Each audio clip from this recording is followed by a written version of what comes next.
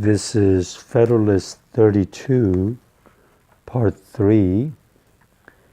This is paragraph 4 and 5. As to a supposition of repugnancy between the power of taxation in the states and in the Union, it cannot be supported in that sense which would be requisite to work an exclusion of the states. It is indeed possible that a tax might be laid on a particular article by a state, which might render it inexpedient that a further tax should be laid on the same article by the Union. But it would not imply a constitutional inability to impose a further tax. The quantity of the imposition, the expediency or inexpediency of an increase on either side would be mutually questions of prudence, but there would be involved no direct contradiction of power. The particular policy of the national and of the state systems of finance might now and then not exactly coincide and might require reciprocal forbearances. It is not, however, a mere possibility of inconvenience in the exercise of powers, but an immediate constitutional repugnancy that can by implication alienate and extinguish a pre-existing right of sovereignty. So here he says again that we have concurrent power. Both state and the federal government have the authority to tax and make rules for certain things concurrently, both of them at the same time. He says we understand that there are times that a state might tax something and federal government might come and tax that same thing, and this might be not expedient for the people of America, might cost them a lot, might be burdensome for them, might make it too expensive, too difficult. He says, we agree that every once in a while we might have a policy like that. That might not be a good policy. But it's better to have the law that enables the federal government to tax, because we have learned that the federal government cannot depend on the states to do its job. Because states, for the most part, we saw during the war of Revolutionary War and as well as afterwards, they did not meet what was demanded of them. They were either late, or they didn't send enough money, or whatever the government, the Congress asked for. So he said, we've already learned our lesson. That's why we have come up with this new constitution to make sure that the federal government can get revenue directly, not through the state. That's why we suggested that it can tax the imports, and also it can set the same rule for immigration. It can directly tax the citizens of different states, which are citizens of America. So he said, yes, sometimes it might not be good for people, but it's better to make the mistake, correct the mistake, but have the constitutional authority in the federal government to do what it needs to defend us in case there is an invasion. Remember, he brought up examples. He said, well, if we only are given a chance to tax the imports, what if an invading country puts also a naval blockade on our ports? Then there won't be any imports, and the federal government is not going to make any money. So it's going to be broke. It won't be able to defend you.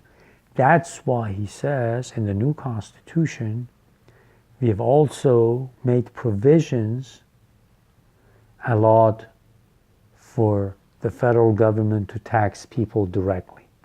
But he acknowledges that that might create difficulties sometimes for the citizens. And then the next paragraph, it says, the necessity of a concurrent jurisdiction in certain cases results from the division of the sovereign power, and the rule that all authorities of which the states are not explicitly divested in favor of the Union remain with them in full vigor is not only a theoretical consequence of that division, but is clearly admitted by the whole tenor of the instrument which contains the articles of the proposed Constitution. Okay, listen to the first line again. I don't want to spend too much time on this. Later on, after you've finished reading these Federalist Papers and thinking on them a little bit, this will make more sense.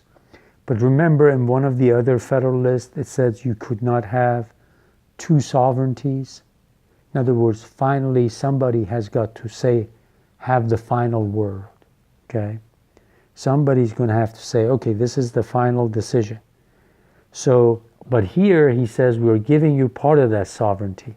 How can you divide sovereignty when somewhere else you said you can't do it? So these are some of the niceties, some of the things that we have to work through and learn more about. And some of those books that I have suggested might help you through these. But just remember, when you are a citizen of the United States, you are a citizen of your state as well as a citizen of the whole country. So you have dual citizenship in a way. You know, some Native Americans that live in recognized tribes, you could consider them as having three citizenship, because there's a tribal authority that applies to them, there's a state authority that applies to them, and the federal authority. So here when he says you can't divide sovereignty, just look at it this way, that yes, you can, as long as you understand at some point one authority is going to make the last call, is going to have the final say. So that would be let's say the Supreme Court of the United States, and will have the final say in judging decisions between different parties. And then I'll continue. We there find that notwithstanding the affirmative grants of the general authorities, there has been the most pointed care in those cases where it was deemed improper that the like authorities should reside in the state, to insert negative clauses prohibiting the exercise of them by the states. The 10th section of the first article consists together of such provisions. This circumstance is a clear indication of the sense of the convention and furnishes a rule of interpretation out of the body of the act, which justifies the position I have advanced and refutes every hypothesis to the contrary. So again, he says there are enumerated powers.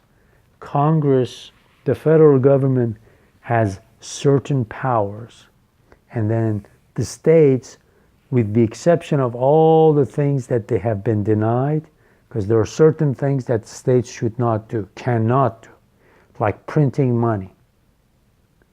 He says some of these are explained in Article 1, different sections, and he says other than that, the states are not prohibited of making a lot of rules and laws.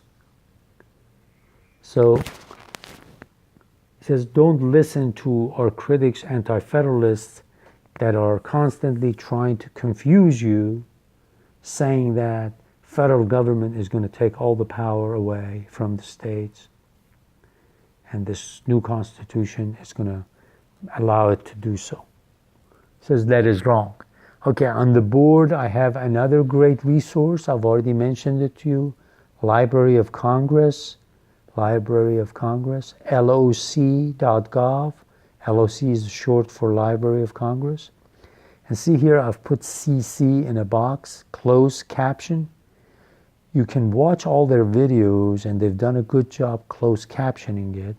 This way, as you are trying to learn about federalism, the American Constitution, the Federalist Papers, you'll understand, learn more about America, American civilization, and these closed captioning will help you follow the speaker's talk. Because as you know, you're probably learning English as a second language, you're either an immigrant or you're somewhere outside of the United States and English is not your first language. So these closed captionings, or whether it's the transcript and some of the other websites, that will help you learn this language while you're learning about America, American history, federalism, the Constitution,